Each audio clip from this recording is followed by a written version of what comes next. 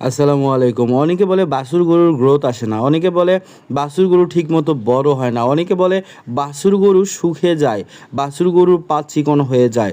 তো এই সকল সমস্যার সমাধান হচ্ছে আপনার বাছুরটি ভূমিষ্ঠ হওয়ার পরপরই আপনার বাছুরের ভালো যত্ন নিতে হবে।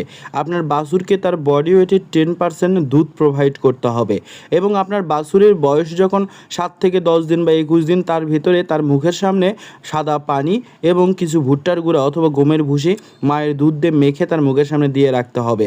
ধীরে ধীরে তার রুমেন ডেভেলপ করতে হবে, বাহিরের খাবার তাকে খাওয়ানো শেখাতে হবে। এভাবে যদি আপনি তাকে বাহিরের খাবার খাওয়ানো শেখান এবং সঠিক নিয়মে সঠিক উপায়ে কৃমির ডোজ করান, তাহলে আপনার গাভীটি থেকে যে বাচ্চা দেবে সে বাচ্চাটিও এরকম 5 মাস বয়সে 100 কেজি প্লাস আপনার গ্রোথ এবং ওজন চলে আসবে। আশা করি ভিডিওটি সবার কাছে ভালো লেগেছে। চ্যানেলটি সাবস্ক্রাইব করবেন, ফেসবুক থেকে দেখলে ফলো করবেন। আল্লাহ হাফেজ।